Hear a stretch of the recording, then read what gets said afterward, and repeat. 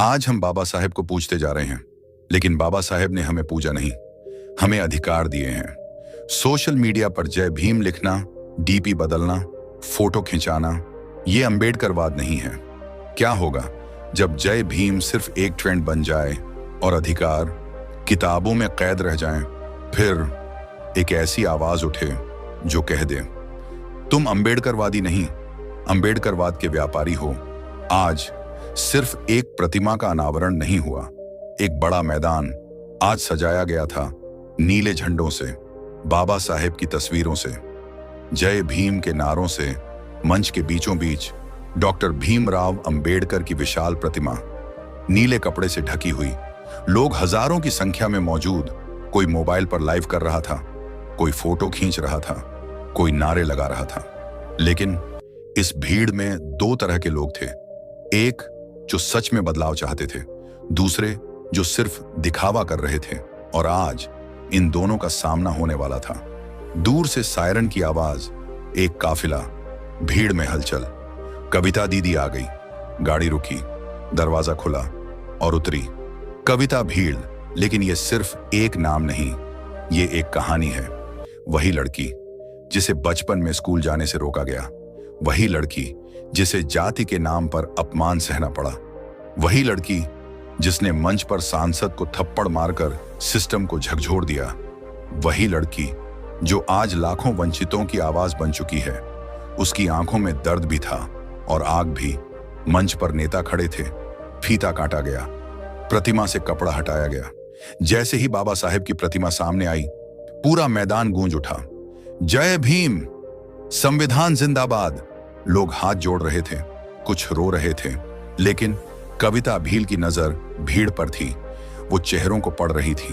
भीड़ से आवाज आई, कविता दीदी आप भी कुछ कहिए। तालियां, नारे, कैमरे उसकी ओर मुड़ गए। कविता धीरे धीरे माइक तक पहुंची। पूरा मैदान शांत। उसने माइक पकड़ा, 1 सेकंड रुकी और बोली, जय भीम। पूरा मैदान दहाड़ उठा। कविता भील ने आगे कहा, आज हम बाबा साहेब को पूजते जा रहे हैं। बस इतना सुनते ही पूरा माहौल सन्न। लोग एक दूसरे को देखने लगे। किसी को उम्मीद नहीं थी कि मंच से यह बात निकलेगी। कविता की आवाज तेज हुई, लेकिन बाबा साहेब ने हमें पूजा नहीं, हमें अधिकार दिए हैं। कविता ने उंगली उठाई, हम जय भीम के नारे लगा रहे हैं, लेकिन क्या हम जानते भी हैं बाबा साहेब ने हमें दिया क्या है? अनुच्छेद 14 कहता है, इस देश में हर इंसान बराबर है, ना कोई ऊंचा ना कोई नीचा। और अनुच्छेद 15 सीधा मना करता है, धर्म, जाति, लिंग या जन्म के नाम पर भेदभाव नहीं होगा। तो फिर बताओ, आज भी भेदभाव क्यों जिंदा है? क्यों आज भी कुछ लोग खुद को ऊंचा समझते हैं और दूसरों को कुचलते हैं? अगर सच में अंबेडकरवादी हो तो नारे नहीं, इन अधिकारों को जमीन पर उतारो। कविता की आवाज और तीखी हो गई। सोशल मीडिया पर जय भीम लिखना, डीपी बदलना, फोटो खिंचाना, ये अंबेडकरवाद नहीं है। कविता की बातें सुनकर कई लोगों की आंखें नम हो चुकी थीं। कुछ युवा आपस में बात कर रहे थे, भाई आज तक सिर्फ नारे लगाए, आज पहली बार समझ आया असली लड़ाई क्या है। एक लड़का जोर से बोला, दीदी आप बस रास्ता दिखाओ, हम बदल कर दिखाएंगे। भीड़ से आवाज आई, अब पीछे नहीं हटेंगे। और तभी भीड़ में से एक बच्चा खड़ा हुआ, दीदी अंबेडकरवाद कैसे आएगा? पूरा मैदान सन्न, सबकी नजर कविता पर। कविता मुस्कुराई, फिर गंभीर होकर बोली, अंबेडकरवाद चिल्लाने से नहीं आएगा, अंबेडकरवाद विचारों की क्रांति से आएगा।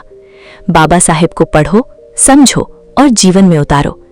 बाबा साहेब ने कहा था, शिक्षित बनो, संगठित बनो, संघर्ष करो। लेकिन आज हम न तो पढ़ रहे हैं, न संगठित हैं, और संघर्ष भी सिर्फ सोशल मीडिया पर कर रहे हैं। और बाबा साहेब का एक और सवाल था, क्या हम सच में बराबरी चाहते हैं या सिर्फ नाम के लिए लड़ रहे हैं? अगर बराबरी चाहिए तो पहले सोच बदलनी पड़ेगी। कविता की बातों ने भीड़ के अंदर कुछ जगा दिया था। कुछ लोग सिर झुकाए खड़े थे तो कुछ की आंखों में आग थी। भीड़ से आवाज आई, अब और चुप नहीं रहेंगे, सिस्टम बदलना पड़ेगा। और तभी एक युवक गुस्से में खड़ा हुआ, दीदी पढ़ने से हम बदलेंगे, समाज कैसे बदलेगा? कविता ने शांत होकर कहा, जब आप बदल सकते हैं तो समाज क्यों नहीं? फिर समझाया, समाज लोगों से बनता है और जब लोग बदलते हैं तो समाज खुद बदल जाता है। भीड़ सोच में पड़ गई। कविता बोली, हमें बुद्ध की तरह सोचना होगा, प्रश्न करना होगा, तर्क करना होगा, सत्य को स्वीकार करना होगा। तालियों की गड़गड़ाहट। Video viral. कविता भील ने खोली बोल। नकली अंबेडकरवादी बेनकाब। युवाओं की नई आवाज। कमेंट्स। आज असली शिक्षा मिली। अब सिर्फ नारा नहीं, बदलाव करेंगे। एक बंद कमरे में कुछ लोग बैठे थे, चेहरे पर गुस्सा। ये लड़की खतरनाक है, ये लोगों को जगा रही है, इसे रोको। एक बोला, कविता भील लहर बन चुकी है। दूसरा, अगर ये बढ़ी तो हमारा खेल खत्म। तीसरा, इसे खत्म करना पड़ेगा। कमरे में सन्नाटा। उधर मैदान में लोग बोल रहे थे, दीदी हमें राह दिखाएंगी। एक बच्चा बोला, दीदी को ढूंढने की जरूरत नहीं, दीदी हमारे अंदर है। फायर। ये लाइन वायरल। कविता भील ने हाथ जोड़कर कहा, मैं रहूं या ना रहूं, लेकिन विचार जिंदा रहने चाहिए। अंबेडकरवाद कोई नाम नहीं, एक जिम्मेदारी है। और याद रखो, जो पढ़ेगा वही बढ़ेगा, जो समझेगा वही बदलेगा। लोग रो रहे थे, लेकिन उसी रात एक पोस्ट वायरल हुई, कविता भील को रोको वरना संविधान राज आने में देर नहीं। और उसके नीचे एक अजीब सा चिन्ह बना था, जिसे देखकर कुछ लोग डर गए।